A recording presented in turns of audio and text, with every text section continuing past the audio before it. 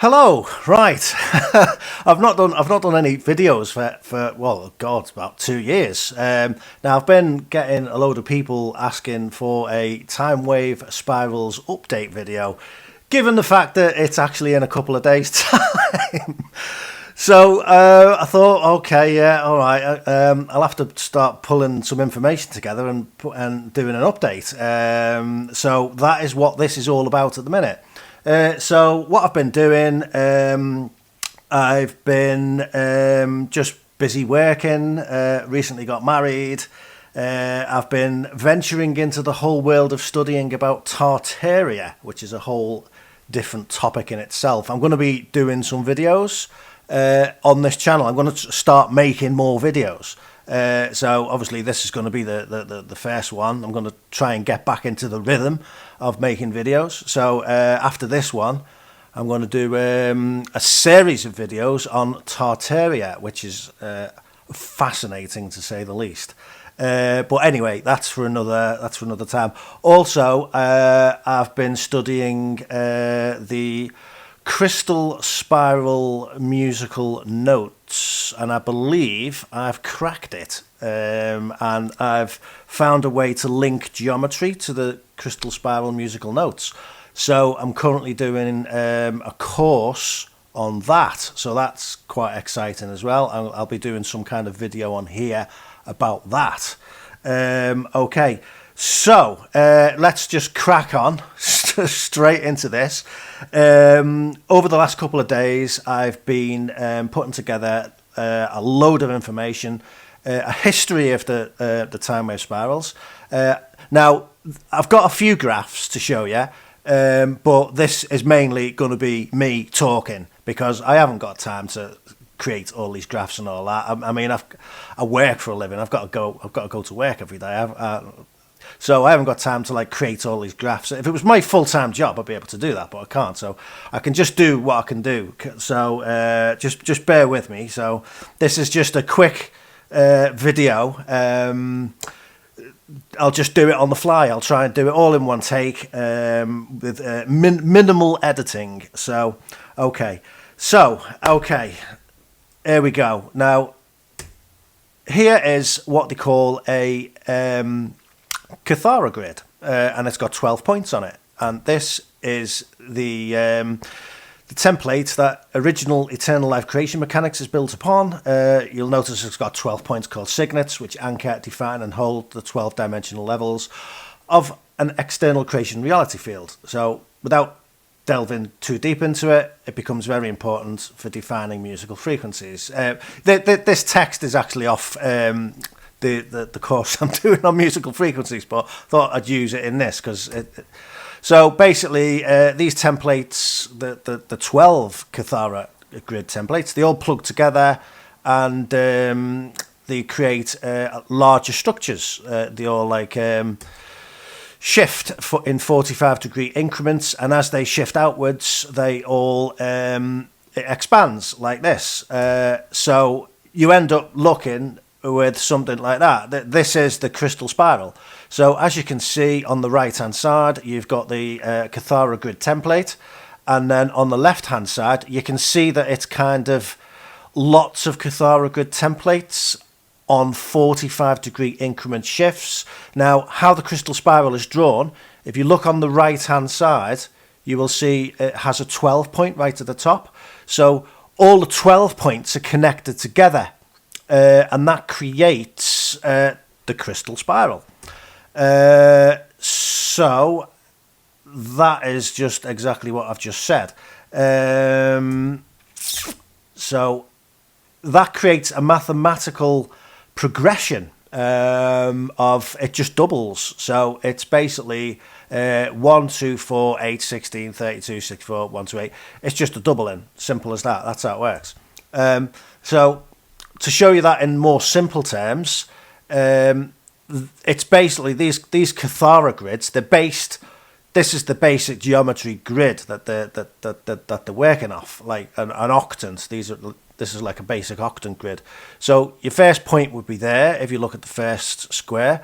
Then on the second one, it would do a 45-degree shift, and that would become there, and so on for the third one, and then the fourth one. And then what you do is you join all these points up, and that all these 12 points of the guitar grid become the crystal spiral. Okay, and that's it. So, and we're back here again. This is the crystal spiral expansion sequence. Okay, now this is the structure of our creation. This reality that we walk around in is built upon this template. Now, unfortunately, there's another template that is kind of, we're living in like a blended reality field at the moment. So we've got this template, an underlying template, Christic eternal life creation, and then we've got this one as well, which is the fallen Metatronic Fibonacci spiral. Now that's built upon a different mathematical progression sequence. So that is 1, 1, 2, 3, 5, 8, 13, 21, 34, 55. That it's also known as the golden mean spiral. This is all plugged into the fallen Metatronic code, finite sort of black hole death mechanics thing, which I explained in my previous video.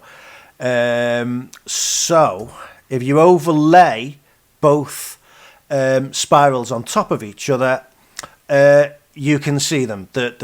Obviously the blue one is the crystal spiral and the red one is the Fibonacci spiral. Now this axis here, axis 7, this is there's a particular event that is going to occur on this date. Well, it's not actually a date. It takes a little bit of explaining, which I'll do now. Just let me take a little sip of my tea. Okay, so this is the crossover point on axis 7, where the two spirals, they will cross. Okay.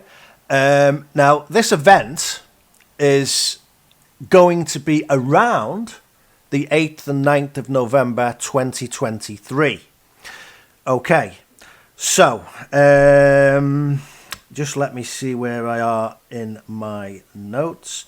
So what I'm going to do is I'm going to give you a brief history about what's happened with these two spirals, all the events, and I'm going to bring us up to right now, and then I'm going to explain what's going to happen, what's going to happen in terms of activations and things like that. Possibly what it's going to look like experientially. Now, as I've said before, these each one of these spirals is literally its own reality field, with its own underlying template that creates that reality field.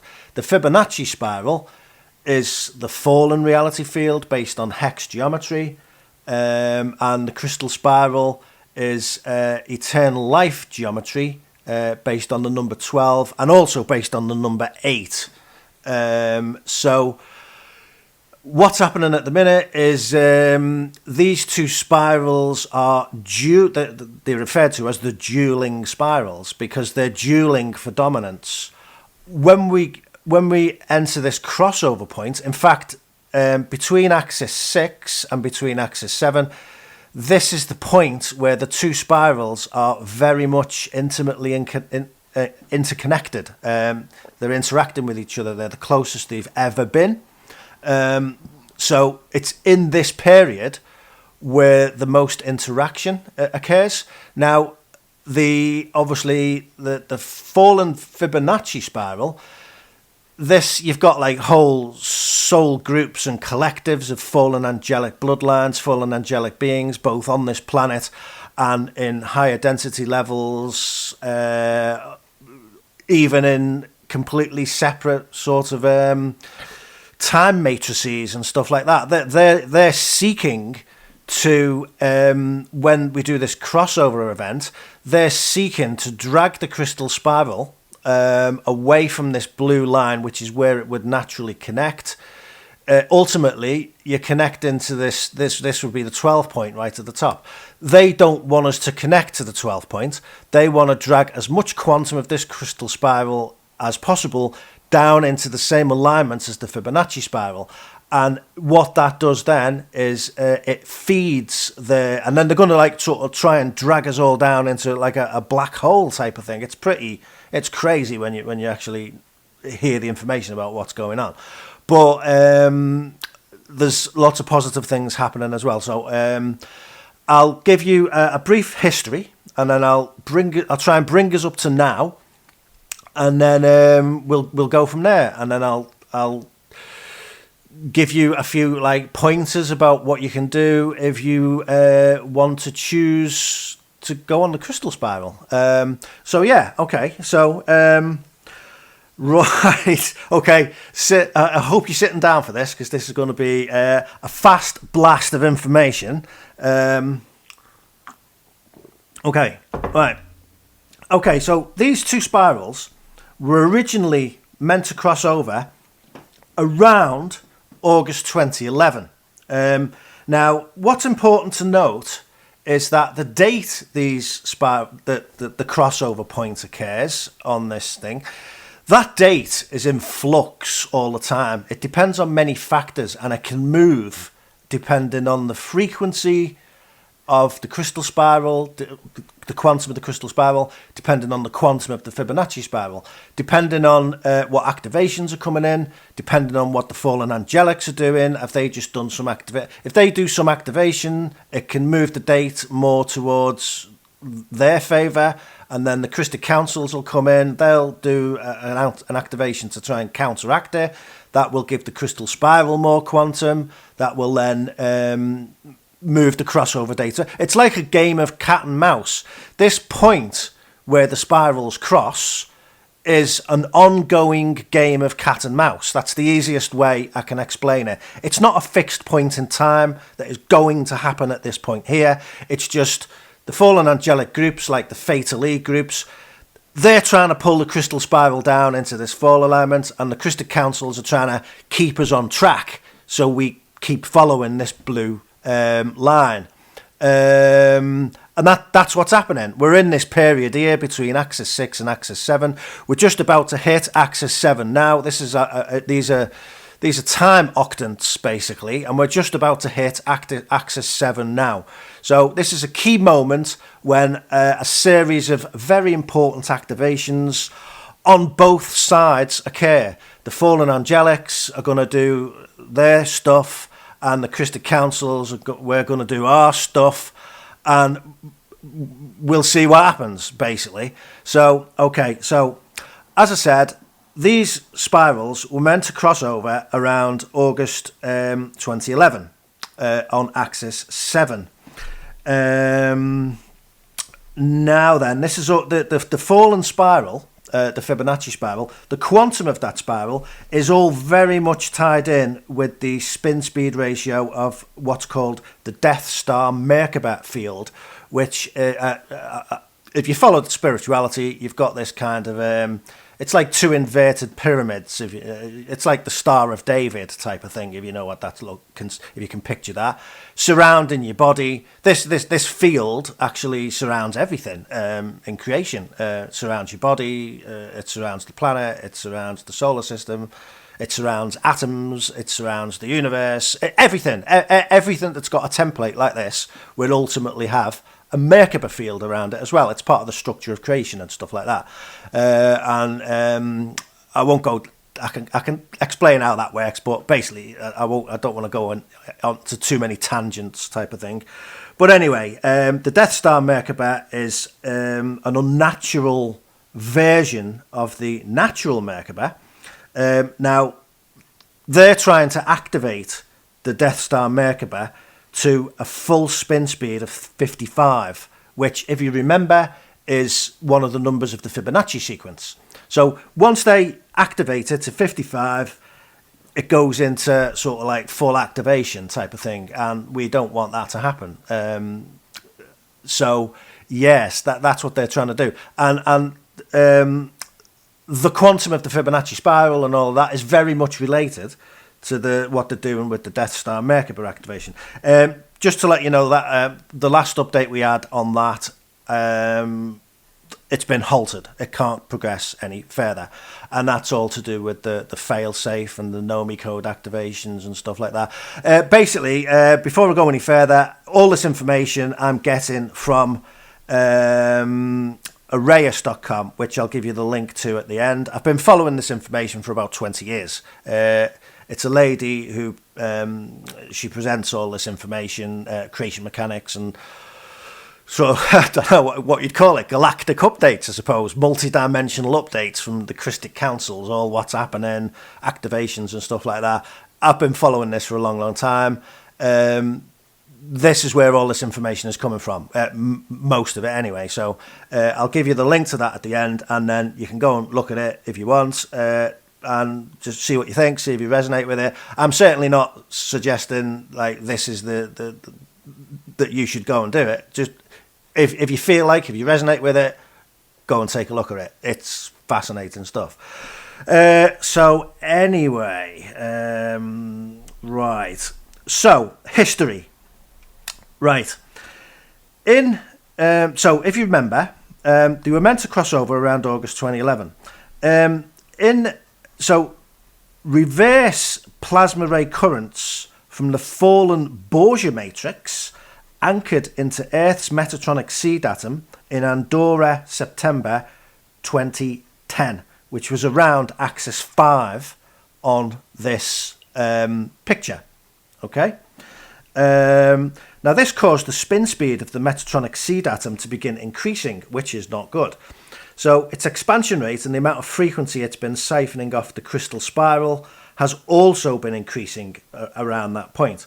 So this weakened the quantum thrust of the crystal spiral.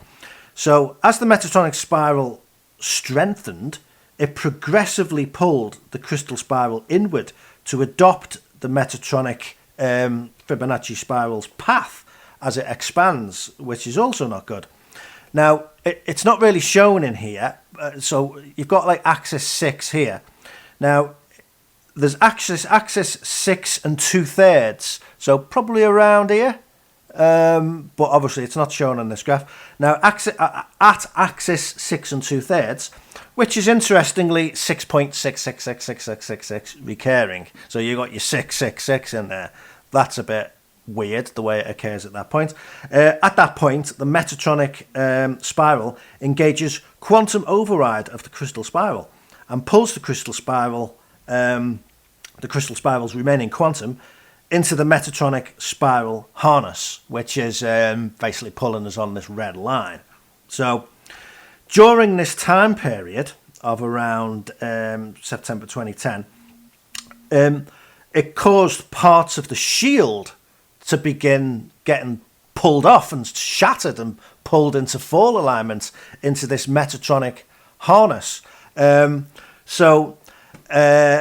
Sort of in all the indigos, if you like, in simple terms, all the indigos, they incarnate onto the planet, and they belong to like one of three shields. You've got a violet shield, you've got a green shield, and then you've got a blue-white core shield.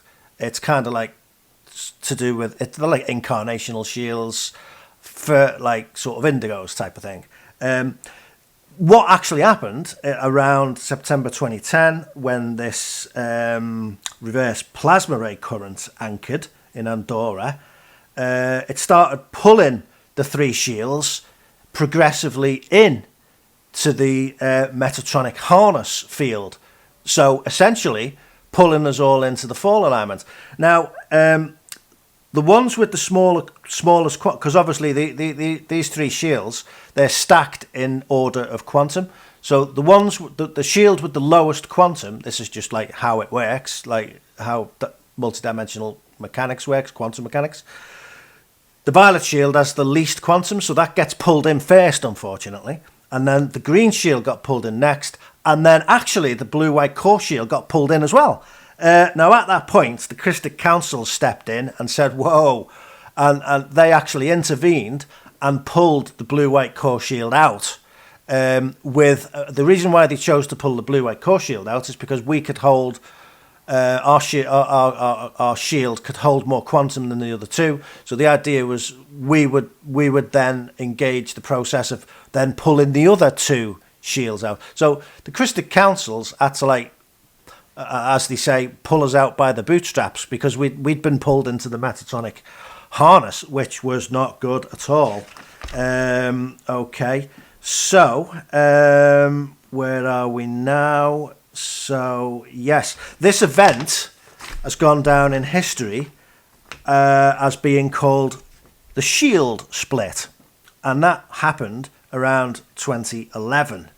Okay, now during this event, everyone getting pulled into this fall alignment, it creates a process called dark flowering, where the petals of your external creation light body lotus anatomy start reconfiguring and opening on a distorted pattern, hence the term dark flowering. Because these lotus petals, they're all meant to be sort of working on this Christic angles. So when you get pulled down into fall alignment, the petals all start going to like 60 degrees and stuff like that, sort of fallen angles and stuff. Yeah, so when you start dark flowering, and it doesn't happen to everybody, but it can happen to people who are newly awakening and activating their light body, shall we say. So if you're doing any of the freedom teachings techniques that like ran for, well, quite a few years, if you start doing any of those light body activation techniques while there's all these trumpet pulses going on the planet, you can actually end up drawing the dark flowering into your anatomy and stuff like that. So basically, it was the Guardian Councils came along and basically said, advised us, don't do any light body techniques until further notice, until the trumpet pulse cycle is over, and then we can start bringing the light body techniques back, which is coming soon. So sort of like they've told us to just stand by on that one.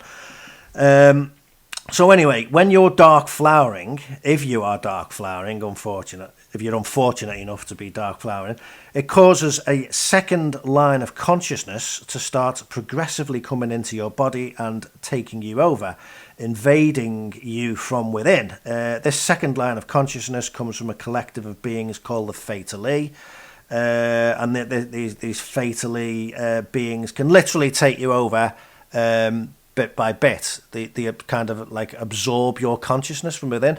Most people who this is happening to don't actually realise that it's happening to them. Other people might notice a change in their behaviour and things like that, but usually the people who are experiencing it don't know it's happening, because the Fatally, that's kind of like it like mimics your own thoughts. So it's very, these Fatally, they're very skilled at sort of manipulating you, making you think that their thoughts are actually your thoughts and things like that. And it progresses. It progresses along. And then when you get over, if the Fatally take over like 51% of your consciousness, then they're the ones who are in the driving seat, and you kind of like take a back seat. So there's a whole, I can go off on a huge tangent about all the dark flowering and stuff, but I want to try and keep on track with this presentation. So yeah, that was all going on. So the Christic Councils, it became apparent, let's put it this way, it became apparent that the crystal spiral wasn't going to have enough quantum to break free of the Fibonacci spiral. And it became apparent that the crystal spiral was going to be pulled down into the Metatronic harness Fibonacci spiral, which is not good at all. So in August 2011, there was an event that was triggered called the Crystal River Failsafe Host.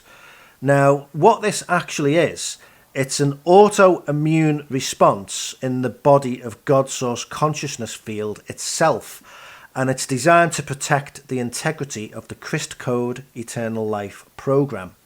So it's kind of like God source's immune system kicks in and says, and basically it's to prevent the fallen Metatronic infection, if you like, from progressing any further. It kind of like puts a freeze on it, and then it tries to start healing it. It like sort of, it anchors it. So how that actually works, the failsafe host, is what God Source Field actually does. It opens up a level of creation called internal creation, which we've only just started finding out about around 2011. We didn't even know this existed. Now, in internal, it's like a layer of creation that exists behind our reality. It's like a deeper level of template. It's much closer to God Source Consciousness Field. It's like if you follow the templates all the way back to God Source Consciousness Field, eventually you will reach a point where you'll hit internal creation. You'll go from external creation, where we are now, and then you'll hit internal creation. Now, inside internal creation, the frequencies in there are known as internal creation plasma frequencies. So what happens in a failsafe is the internal creation plasma frequencies are opened up into our external creation domain, and those frequencies will serve as anchors to prevent further fall, and then it will try to reverse out the damage, try to straighten out some of the damage which has been done. So the failsafe host also provides a hosted route out of this external creation domain to allow that person to get back onto the eternal life Christic ascension path.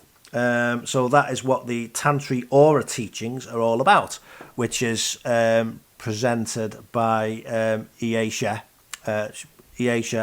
Ashiana on Arrayus.com.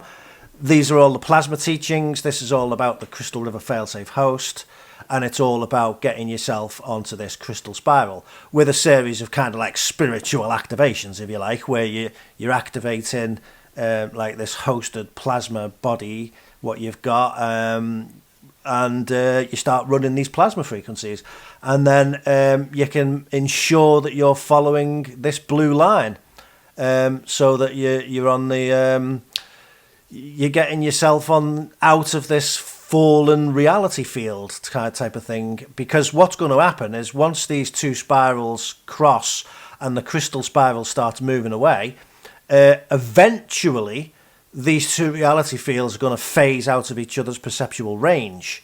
So it might be a good idea if you choose which reality field you want to belong to.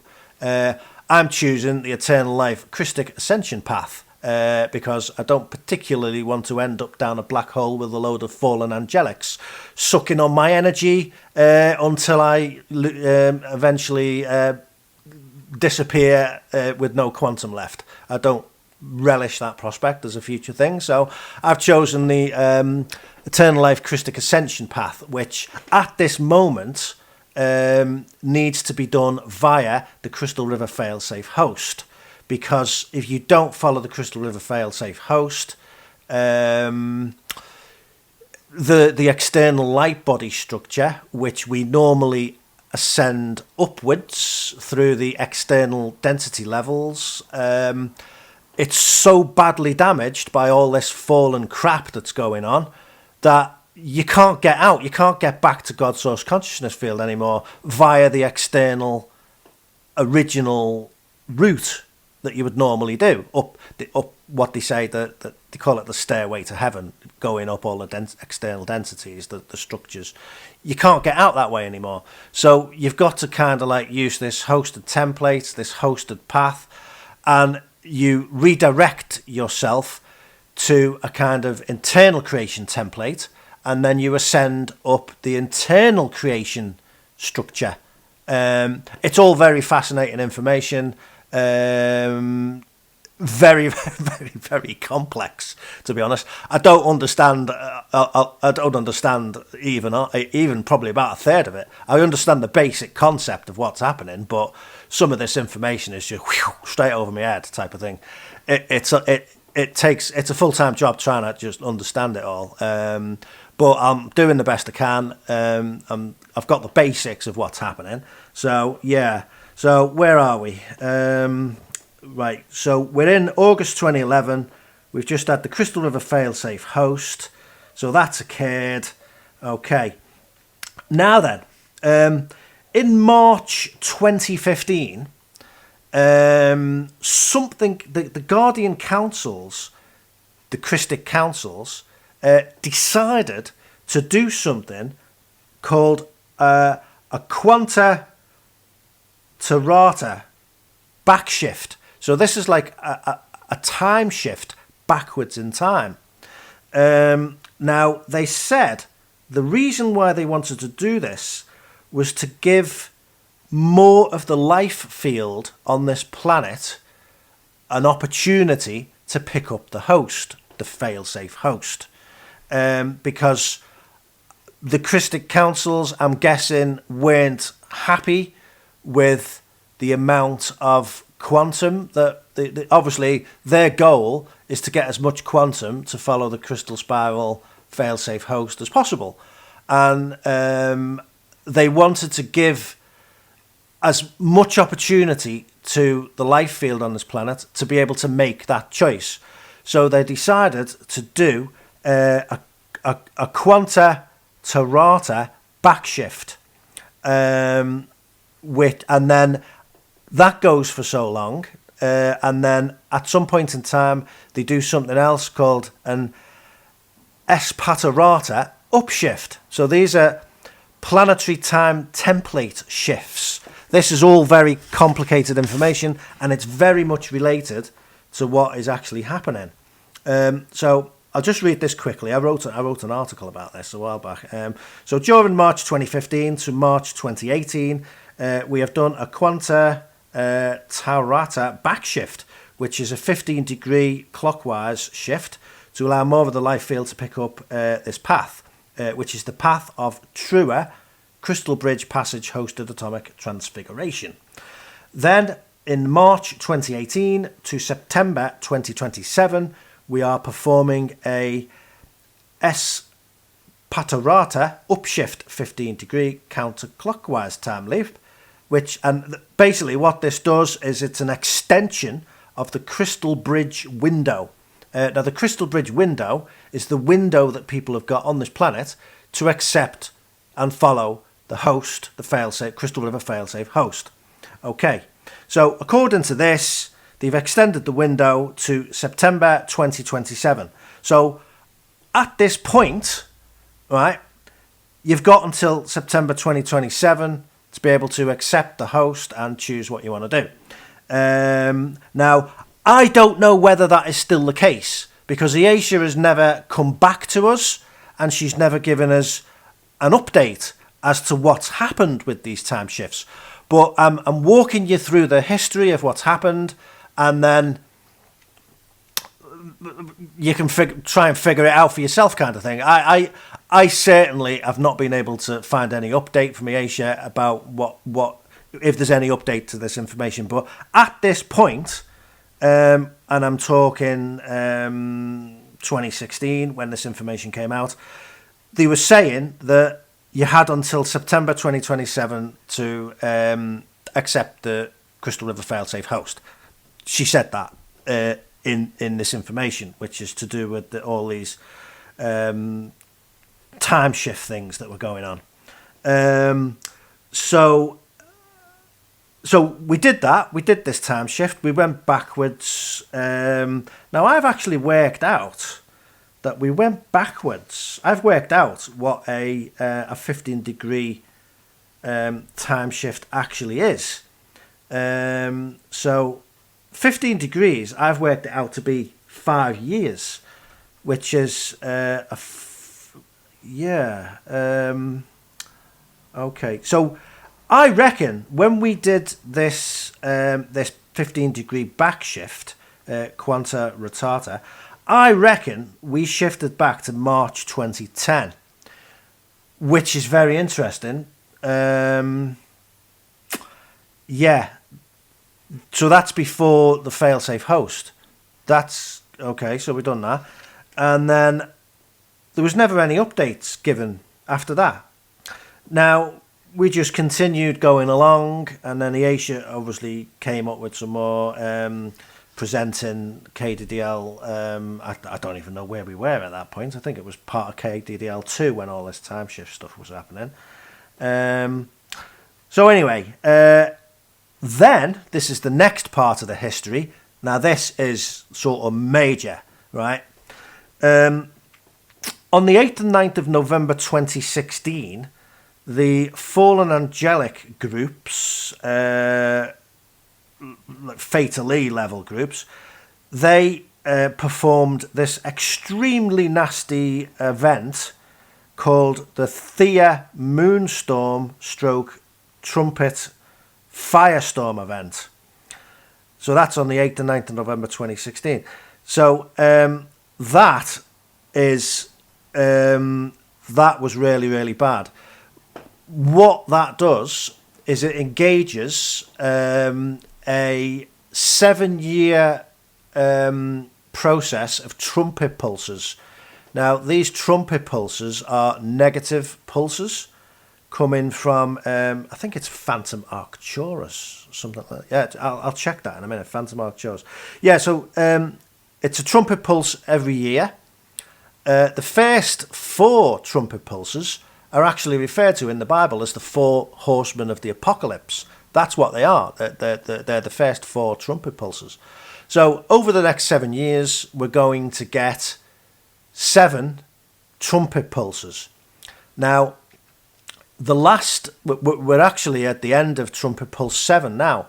And trumpet pulse 7 ends on, believe it or not, 8th and 9th of November 2023, which is in a couple of days. Now, it's been designed to this whole 7-year process was designed specifically to end at this point because it's around axis 7 on this diagram. And what was supposed to happen, what the sort of the Fatally were hoping would happen, this was their grand master plan, is all these 7 trumpets, one for each dimensional level, so it's spanning across the first 7 dimensional levels of our 15-dimensional sort of time matrix where we live. All these 7 trumpets were meant to all join together, create one massive trumpet spanning the 7-dimensional levels. This would create a massive black hole, and the quantum of that black hole would be used to give a massive quantum boost to the Metatronic Fibonacci spiral Metatronic harness, and then they were intending to use that massive quantum to drag the crystal spiral down into fall alignment. And then once that's occurred and it's gone past a certain point, we'll all be ending up going down a black hole, and we'll all have to live with a load of fallen angelics in a fallen reality field until we burn out our quantum. That's what they wanted to do. However, right, this Thea Moonstorm, like firestorm event on the 8th and 9th of November 2016, it immediately caused a response in the body of God source consciousness field to try to counter this thing from happening. Now, this is a NOMI code activation. It immediately kicked into action this NOMI code activation, which was going to happen. It was going to happen a bit later on. This NOMI code activation, the 5 cycle sets of re-evolutionary rise reconnection, or the 5 RRRs. This is what happened. That was going to happen in September 2027 as part of these time shift things. But because of the Thea Moonstorm event, it got brought forward to the 8th and 9th of November 2016. So on that date, you had the Thea Firestorm event, and it triggered the 5 RRRs for short, the 5 cycle sets of evolutionary reconnection, and something called the Urada Awakening. Now, yes, so I don't know what happened to this backshift and forward shift in time thing, because maybe this event superseded it. I think that's what happened. We were in the middle of this time shift thing. It was going along. That was the plan. And then suddenly, this much, much larger event occurred. So I think all of that time shift stuff, I don't know, I'm just guessing, I think that got superseded by this new plan, which is going on. Now, okay, so at that point, we obviously we done like it was like a mission upgrade type of thing, that the stakes of the game had the ante had suddenly gone up significantly. So we upstepped to a new council, a new Christic council, which is called the Alanya Topeia Urea Councils of the Future Urea Earth. And they exist in a level of internal creation called the Urale Conservatory, or the YKIN for short, of the FE consciousness field. So yeah, we've done an upstep to that council at that point. This is very serious stuff. Now, what happens when that sort of positive activation occurred, the 5 cycle sets of re-evolutionary rise reconnection and the Urada Awakening, that creates a series of seven chevron pulses. Now, each of these 7 chevron pulses is designed to collapse its corresponding numbered trumpet pulse, so that and it runs like a few months behind. So what would happen is trumpet pulse 1 would activate, that would run for so long, and then chevron pulse 1 would activate a few months later, and then eventually they'd reach a point where the trumpet pulse would be slowed, its spin speed would be slowed down, and then it would be just sort of transmuted or disabled, if you like. It basically just it transmutes it, so it's no longer an issue. It's gone. Its quantum gets sent back to where it came from, I think. Yes, so that's that. So basically, all 6 trumpet pulses, which have currently been over the last 6 years, they've all now been transmuted. So the only thing that's still running at the moment is trumpet pulse 7, and chevron pulse 7 has already sort of slowed that down. So it's not a problem. So basically what I'm saying is, at this crossover point, which is around the 8th and 9th of November 2023, the fallen angelic, sort of fatally big, massive collectives of nasty beings who are working on these levels, they're not going to get their big, massive, nasty black hole machine that they thought they were going to get. So they haven't got the quantum to drag the crystal spiral down into fall alignment. So there you go. So they haven't got the quantum that they wanted to do that. So that is extremely positive indeed. Now, when we get to this event, and it's all this date, this crossover point.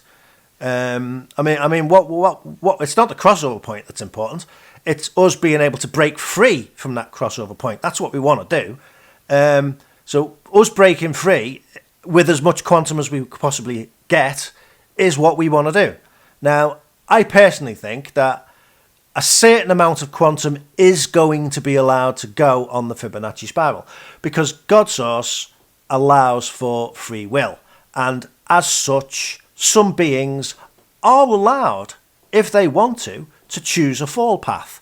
Some beings will want to choose that for whatever reasons. That's what God Source Consciousness Field is all about. It's all about free will and experiencing free will choices. And some beings do choose to fall. You'd have to ask them the reasons why. There's There's plenty of them, but that particular path is not for me. So I won't be doing that at all. But anyway, I think there is high-level negotiations going on at the moment between the Christic councils and some of these fallen Fatal E groups about how much quantum they're going to get on this fallen spiral. They're going to get some. They're going to be allowed to have some. Exactly how much, I don't know. We'll have to see if that information comes out in the future. But they're going to get some anyway. So anyway, that's where we are at the moment. We are at the point where there's a series of activations that are going to take place. Hang on, just let me get me notes and see where we are. Okay, I need to skip through all that. Okay. Yes. Okay, so I'll just tell you very, very quickly. A trumpet pulse, which is the negative one, it's a very distorted time wave field.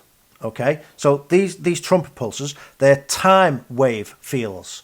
Now, as such, they affect these time spirals, which is the crystal spiral and the Fibonacci spiral. They're very much related. So these trumpet pulses are designed to give power to the Fibonacci spiral. That's what they're designed for. They connect they're connected to the Jehovian seal. So trumpet pulse 1 will connect to, there's these things on the planet called Jehovian seal, so it will connect to Jehovian seal 1.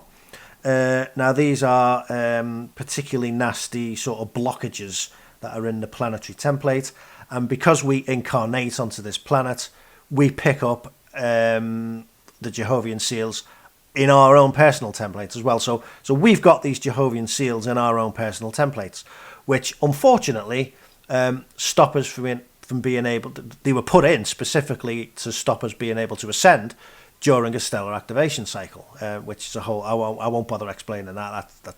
I'll go off in another tangent if I start talking about that. But basically it's during ascension, the density levels are supposed to blend together, and these Jehovian seals prevent that from happening in very simple terms. So the Jehovian seals are a pain in the arse. I can feel, I've got like one in my neck and one in my shoulder, one in my back shoulder blade, all on the left hand side. They are very annoying. I can feel them sort of buzzing and tingling when I just can't wait for them to be gone. So yeah, the trumpet pulses are coming from a Phantom Arcturus, which is like a fallen sort of reality field, if you like. Right, okay. So this event that occurred, this Theoseed firestorm event, the Theoseed is about 4 billion years old. It links us to the moon in an unnatural way. When it's activated, the Theoseed opens up a set of energy vortices that link the planet and the moon into a Vesica Pisces Fermi Fall harness and begins pulling them together. So between the Earth and the moon, we've recently learned, is a small black hole that leads into the parallel pKa system, which is fallen at the moment. Parallel Earth is fallen. So they've opened this connection, and they've began what they call the 6th extinction by way of the Theoseed program, which is a Fatal E program. Okay, so there's a whole thing about... I've got all detailed information about where all these sort of... these Theoseed seals are. There's like ones located on the moon, and then they're connected to all these what are called Gonfall gates and things like that. And then you've got 7 Theogenesis Abaddon seals. It's all related to. It's connected to the 7 Trumpets Tower network. Galactic Stargate 7, Phantom Arcturus, blah blah blah. I've got all that information, but I don't really feel it's necessary to actually detail it all. because they're not going to get it anyway. So, yeah. So, yes. So it basically triggered this 5-cycle set of re-evolutionary rise reconnection on the 8th and 9th of November 2016.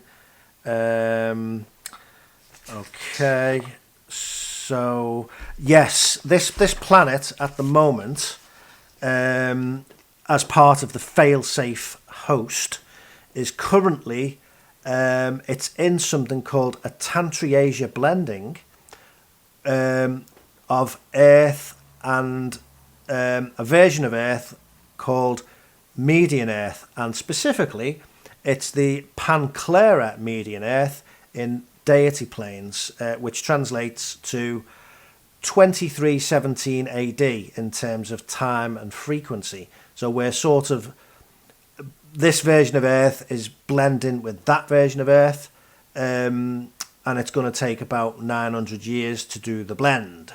And so we are progressively becoming this version of Earth. We're not going anywhere in this sort of ascension. We're bringing the place where we want to go here. That's the plan. So as part of this 900-year process of the Tantriasia blending of Earth and Panclera Median Earth deity planes, we have these annual cycles called Nomea phase cycles, which is basically just frequencies that come in, and they're designed to give us like boosts of frequency along the way. And there's all different names for all these different levels of cycles and stuff like that. But basically, it lasts for this. It's called a 900-year nona-centennial cycle, which is the whole thing altogether. And they're classed as what are called planetary emancipation cycles. So there you go. So now the chevron bursts that are coming in that collapse the trumpet pulses, they are coming from they're coming from the Uralay Conservatory, or the YKIN for short, and the FE consciousness field, which is a level of internal creation. So this is to do with the Crystal River failsafe host. Yes. So the chevron pulses, the chevron bursts, I should say, they are organic, and they're natural pulses, and they're the only thing powerful enough to override a trumpet pulse, slow its spin, and break it up and transmute it. Yes. And then, so basically, the last chevron burst 7 is occurring at the moment, and we've recently learned that there's now a chevron burst 8, which I didn't know about. I only found that out the other day, and that does some interesting things when we get to it as well. That finishes in May 2025. Okay, right. So we've brought us up to now. So happening right now on the 8th and 9th of November 2023 is something called the snap point, right? Which is where the fallen angelic Fatally intended to activate this big trumpet pulse machine infrastructure, create a big black hole and pull us all down into fallen alignment. Now that's not going to happen. So this snap point is positive. Now the metatronic seed atom, which is what creates the Fibonacci spiral in the first place, and the metatronic stuff, the metatronic seed atom actually gets transmuted on the 8th and 9th of November 2023 and snaps out of the artificial templates here.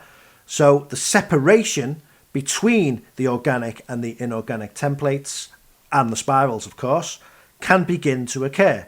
Now, it's worth pointing out that this is an initial process of allowing the spirals to begin separating, right? So that's the snap point that's occurring 8th and 9th of November 2023. Now, okay, so After that, there's an event called the End Pop. Now, that occurs 1 year after the final organic Chevron 7 completion. So the End Pop occurs on the 27th to the 29th of May 2025. And this End Pop is much more significant than the Snap Pop, which we're just about to experience in a couple of days. What that does is it activates a large, they actually call it a happy bubble field on the Earth, which encompasses sort of the small happy bubble fields which have been activating. So if you haven't heard this information before, what is a happy bubble? Well, it's part of the Crystal River failsafe host and the NOMI code activations. So I'll read the definition of a happy bubble. A happy bubble is an organic high amplitude particle pulsation Uradan. Now, a Uradan is a spherical standing scalar wave doorway, density 5 transplanial density alignment field that forms during Urada cycles, which are the 5 RRR reclamation cycle set 5. Okay, and that occurs with the opening of what's called the Liberation Passage Transplanial Illuminaire Pass-Through Field. Now, if you haven't seen any of Yesha's information, that probably sounds like a load of nonsense. so you don't need to know the level of that detail. Just all you basically need to. A lot of people watching this will probably just be interested on, well, how do I get on the crystal spiral? Well, I'll get to that in a minute. So the updates that we've been given, and we've been given enormous amounts of information, and I can't possibly cover all of that information. I would suggest you go and get the latest workshop that Yesha does and listen to that, because it gives you the full lowdown. But basically, very, very basically, we've been told all of the Ark of the Covenant gates are now open. Apparently they've been moved. They're no longer in the original locations that they were. We've not been given the new locations where they are. However, they are now open, as are something called the Amenti stargates on the planet. They're open as well. And they're all plugged in through something called the Cathedral Network, which is part of the failsafe host on the planet. Okay. We've also, in December 2021, we've had a restatement of something called the Emerald Covenant, which is basically, it's explained in the book by Ashiana Dean, Voyages 2. There's a whole section on the Emerald Covenant. It's basically an agreement for everyone to work together co-creatively, and for everyone to get along, and for everyone to be happy. And all these fallen angelic groups, they're encouraged to join the Emerald Covenant. And then obviously there's been a history of some groups will join it, and then they'll defect and go back to their fallen agenda, and then at some point down the line they'll decide to join the Emerald Covenant again. It's just an ongoing sort of thing that's been going on. Now, this Emerald Covenant has just been restated on the Earth again in December 2021, which is a monumental event, because the Emerald Covenant allows for some incredibly amazing things to occur. Now, what's happening as well? So on the obviously on the 8th and 9th of November, I've explained what activations are happening there. It's like it's a key point along the way when they were supposed to be trying to pull us down into the fall alignment, which is now not going to happen. So from the 8th of November, it's actually a 12, it's not 12, it's a 5-day period from the 8th to 12th of November. During that 5-day period, a number of things happen. We get something called we get something called Spark of the Ark 3, which is an ongoing set of 3 Ark Spark transmissions, which gives us access to something called the Sphere of Amenti. We're meant to be getting access to something called the Blue Lotus Tether Line, which gives us access to the Ark of the Covenant gates, and then that gives us access to the Sphere of Amenti. That is part of that. Also, there's a location in Florida. Aisha refers to it as Crystal Bridgeway 1. It's where Aisha does when she does her workshops. It's all live stream on the internet, like webcasts or whatever you want to call it. The place where she is, she calls it Crystal Bridgeway 1. Now, that location is opening up on the 8th to 12th of November. It's opening up to basically, right, this requires some explanation. Okay, M31, Eartha 3, surface. Okay, so this Milky Way galaxy, where we exist within, we live in the Milky Way galaxy. The Milky Way galaxy is a kind of partially fallen phantom version of M31 Andromeda galaxy. So the Milky Way used to be part of the Andromeda M31 galaxy, and an event occurred billions of years ago, and part of the lower structures, the lower density levels, if you like, partially fell from M31 Andromeda and created this kind of phantom version of that galaxy called the Milky Way, and that's where we live now.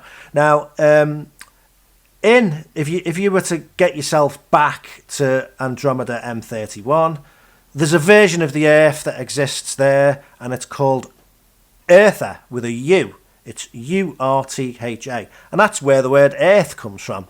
It's Eartha with a U. So Eartha is obviously much higher in frequency than what we are here, because it exists up in Andromeda M31 in the original galaxy. So during the 8th and 12th of November 2023, the surface of Eartha, they refer to it as Eartha 3, it opens up into Crystal Bridgeway 1, Florida. Now, that is equivalent in frequency, because all time is frequency. Time is actually frequency accretion. So, in terms of accretion cycles, if we were to put like on a graph where that would be, that would surface Eartha is actually well, what we're linking to here is 6,520 AD. So the frequencies of 6,520 AD are being opened up into Crystal Bridgeway 1 in Florida, and then those frequencies are then presumably they're going to be disseminated through the Ark of the Covenant portal system throughout all the Amenti gates on the planet, and they're going to become available to everyone on the planet. So there's going to be a significant upshift in frequency, and what that's going to do is it's going to give a huge quantum boost to the crystal spiral, and it's going to allow the crystal spiral to break away from the Fibonacci spiral, Metatronic harness, time wave, and hopefully pull some of the quantum of the Fibonacci spiral back into the alignment of the crystal spiral. That's what's supposed to happen. So yes. Now, also, we're meant to be getting access to the sphere of Amenti. Now, that's interesting in itself. We haven't been given any updates. Aisha was meant to present in August and give us an update on what was happening, and she never did. So we haven't got any more. We haven't got any current information about what's actually happening with this plan. Assuming it's all still on, I'm feeling it is. This is what's happening. These are the activations that she said was going to happen. Now, this event on the 8th and 9th of November, this is the culmination. Now, let me get this right, because this is absolutely crazy. Where have I wrote this down?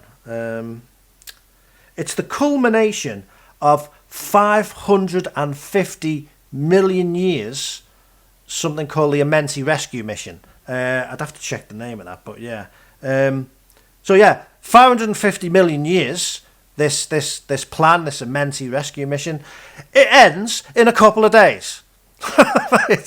It's absolutely crazy. So yeah, that's going to happen. So let's see where we are. Okay, so we're meant to be connecting to the sphere of Amenti, which is the Earth's. It's meant to be the angelic humans' morphinogenic collective field, where we all. It's our race morphinogenic field, basically, and it's meant to be located on the Earth with us here. Now, unfortunately. There's okay, it's impossible to talk about this without continuously going off onto all these different tangents. But anyway, we're in the third seeding of angelic humans on this planet at the moment. The first two seedings got wiped out, right? Now, because of what happened in the first two seedings, this is all explained in Voyager's Volume 2, by the way, by Ashiana Dean. Because of that, what happened in the first two seedings, the sphere of Amenti had to be moved from the Earth, and it had to be moved to. It actually went to Eartha in Andromeda M31, which the planet Earth is actually connected to. We're actually inside it, believe it or not, in an energetic sense. We're hosted inside Eartha. So yeah, they had to move it out of the way. Now. We were supposed to have something called a stellar activation cycle, which is where it's like an ascension cycle, which was supposed to culminate in like 2017, but unfortunately it failed, which is part of why the failsafe was called as well. So in May 2012, hang on a minute, yeah, sorry. So they started bringing the sphere of Amenti back into the Earth. When the stellar activation cycle started. I think that runs for 12 years. It ran for 12 years. I think it ran for 12 years. I'm not quite sure. I'd have to go back and check that anyway. So they started bringing the sphere of Amenti back here. But then in May 2012, they had to move the sphere of Amenti back out again to Eartha 3. Core in Andromeda M31 because of all the craziness that was happening, the trumpet pulses and all of that. It was to protect the sphere of Amenti. They had to move it away. So now, so the Ark of the Covenant gates and the sphere of Amenti were moved out of the way of the trumpet pulses. Okay. Now the trumpet pulses are nearly finished. It's now safe to bring the Ark of the Covenant gates back, bring them back online, which has already happened, and bring the sphere of Amenti. I think the sphere of Amenti is still remaining in Eartha 3. However, we're being given a link to it through this Blue Lotus tether line thing, which we're waiting for the activations for that to do. Yeah.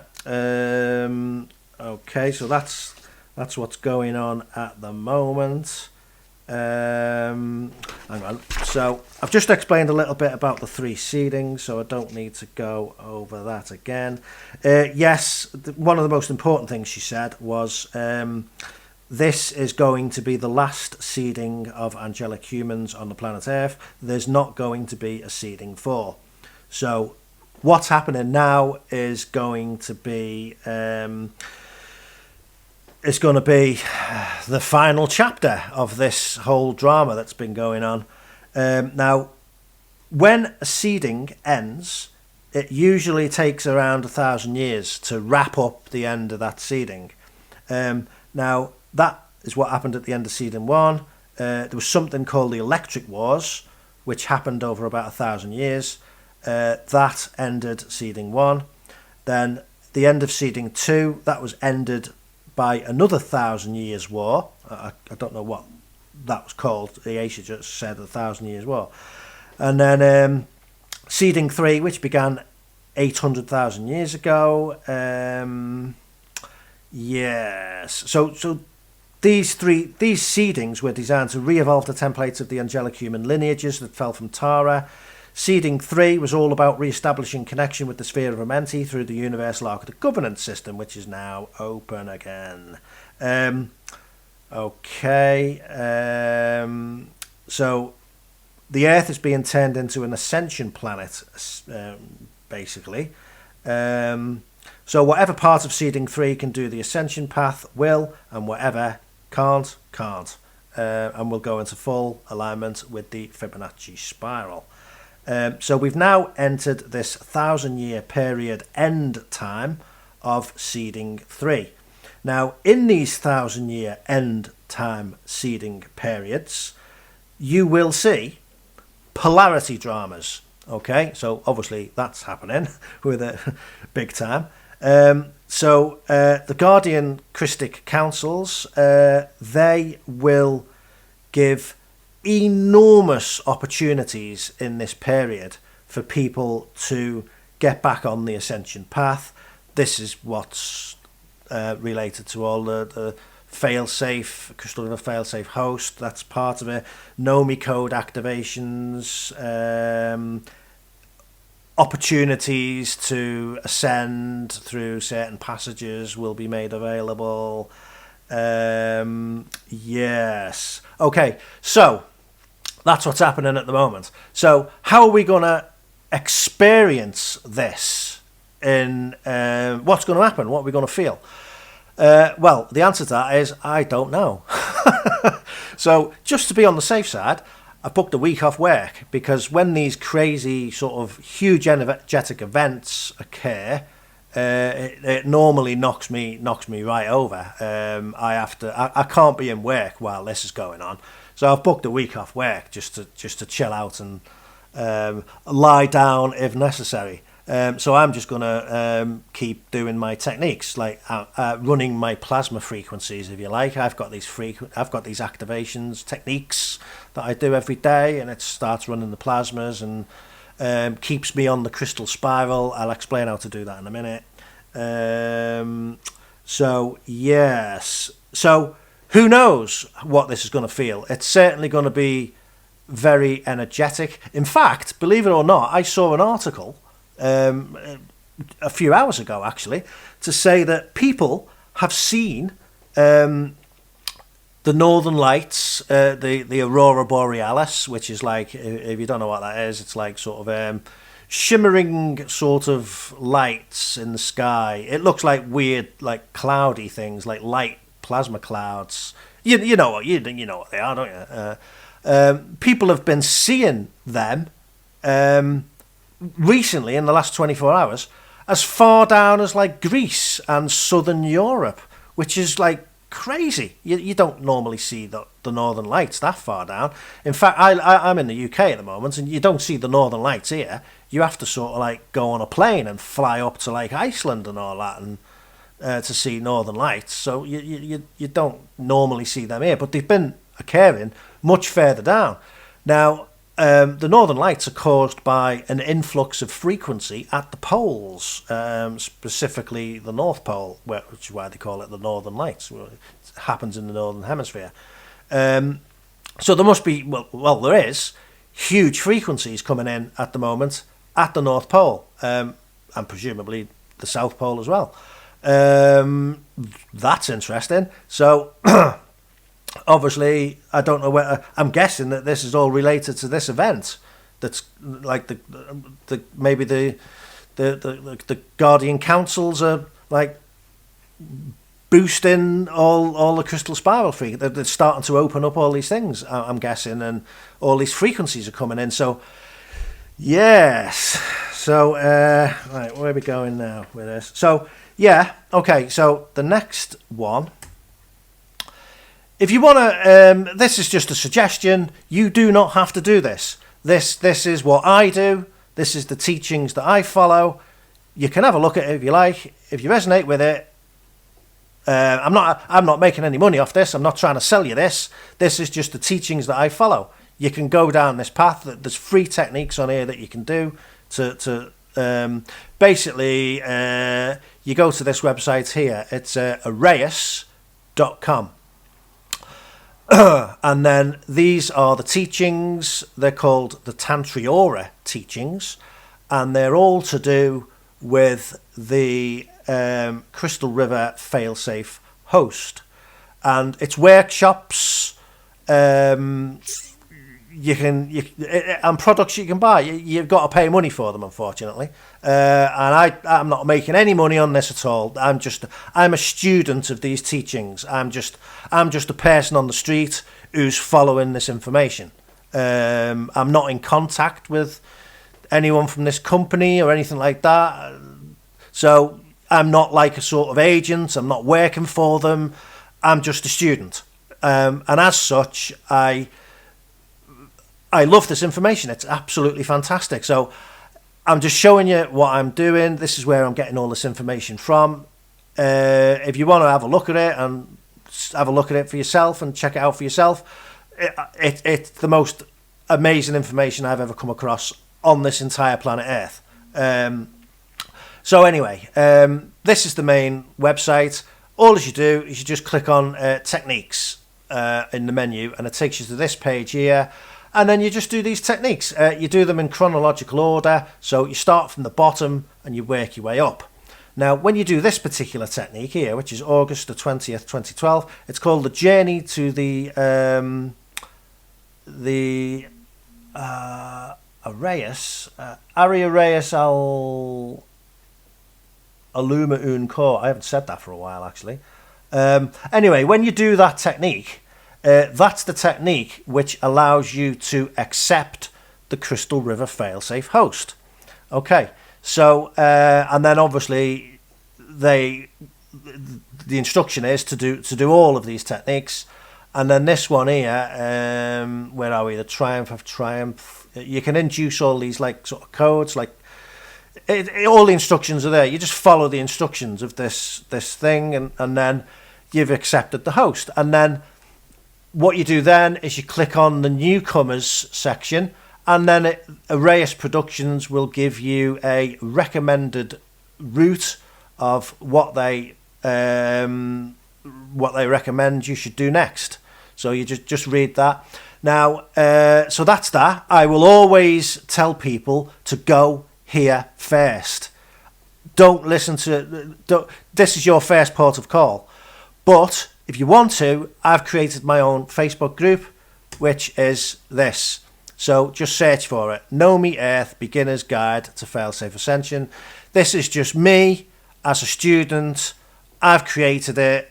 It's just got people who are just starting to get into these teachings, and they'd like to connect with other people who are starting to get into these teachings as well. It's a place for you to just talk to each other, ask questions, share some information. I've got guides and stuff on there, and if you go into the files section, there's some interesting documents to read for free, so you can get access to some information for free. But basically, I respect the copyright of Arrayas.com, so what you're not going to get in here is free workshops. Basically, there's places you can go and do that if you want, but I follow the copyrights, so I don't allow that to occur in my group, because I'm trying to basically make it kind of I'm trying to follow the rules and follow the copyrights to try and it's like this is an unofficial. I try to make it like an official group. It's like an unofficial official group, if you like. There's plenty of other groups that you can follow. This is just my group. So if you want to join it, feel free. You can get some free stuff in the file section. So yeah. So where are we? Okay. So that's it. That is it. That's the end of my video. I'm just trying to think if there's anything else. Yeah, I just want to tell you one last story, right? This is fantastic. Now, in about 2004, 2005, I went to a place called Newgrange in Ireland. Now, that is actually Ark of the Covenant 11, because there's 12 of these Ark of the Covenant sites on the planet. I think that's Ark of the Covenant 11. I think it is. I'm 98% sure it's Ark of the Covenant 11. Anyway, back then, I think it was 2004, 2005, something like that. Back then, the Ark of the Covenant gates were open on the planet. So if you go to this place called Newgrange, it's like a mound, and there's like a visitor's centre and all of this kind of stuff. And you pay some money, and a tour guide, it was a woman, takes a group of people, I think there was about 10 of us or something, on this tour. And ultimately she takes you to this mound, which has got a door on it. So she opens the door. You go down these steps, and you're inside. You go down these steps into like a cave inside this mound, and then she's explaining what they think it is. So they've all got this history. They believe that it used to be this and that, and they don't know what it is. They don't know that it's an Ark of the Covenant gate. So take all that information that the tour guide tells you with a pinch of salt. So anyway, she takes you down in there, and then as one of the sort of funny things at the end of it, she'll turn the lights out, because obviously you're inside this mound thing, and all the doors are shut. She turns the lights out, and it's so dark you can't see your hand in front of your face. That literally, there is no light whatsoever. So she turned the lights out at the end of this thing. Now, the weirdest thing happened when she did that. I became aware that I could see the cave perfectly clearly with my eyes open and closed. And I was like, I couldn't believe what was going on. I sensed that something was strange about my perception. So I closed my eyes, and I was looking around inside this thing. And I could actually see the cave with my eyes closed. And I was like, This is absolutely incredible. This has only ever happened to me one other time. But anyway, this particular time, it was kind of like an internal vision turned on, like a sort of another sense that I don't normally have. And I was like, wow, this is unbelievable. I can see with my eyes closed. So eventually, she turned the lights back on, and we walked out of this sort of this mound thing, and this new ability that I'd suddenly gained, it stopped, and that was it. It was turned off. I was like, oh no, that's quite unfortunate. That was fantastic. Now, what I think was going on, right? We've learned through other workshops by Eaisha that the Ark of the Covenant gates, what they're for, is ultimately they're to connect to the whole purpose of why they were created in the first place. They're to connect to the sphere of Amenti, which is the race morphogenetic field, which currently I don't know where it was in 2004, 2005, wherever it was anyway. The Ark of the Covenant gates were open to it. So now on this planet we have missing subfrequency bands in our Dimension 3 level, which is our conscious waking awareness. That's why we can't access our higher selves while we're awake, and we can't access our subconscious mind while we're awake. The D3 level, which is the D3 mind, what we think with, the part that is listening to this video now, the part that knows you, the part that you think with, and you know yourself as I am, whatever your name is, that's D3. You're thinking we're in the D3 band, the D3 mental body. In that D3 mental body, there's missing subfrequency bands round about the middle of it. And it creates a separation between your consciousness. So it creates the subconscious. You're supposed to have access to your subconscious mind. Now, these subfrequency bands are missing on the planetary level. They're not running on the planet.